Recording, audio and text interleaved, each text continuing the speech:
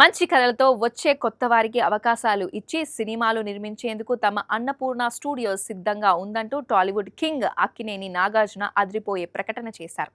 పల్ల బురుసు cinema pre release event కు ముఖ్య అతిథిగా హాజరైన ఆయన మాట్లాడుతూ మంచి కథ ఉన్నవారు ఎవరైనా సరే నేరుగా అన్నపూర్ణ స్టూడియోస్ ను సంప్రదించవచ్చని పిలుపునిచ్చారు.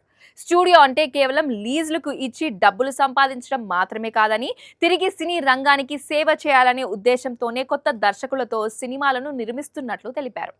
ఇటీవలే లెనిన్ సినిమాతో మంచి విజయాన్ని సాధించామని, ఇప్పుడు పల్ల బురుసు నిర్మించి రిలీజ్ చేస్తున్నామని చెప్పారు.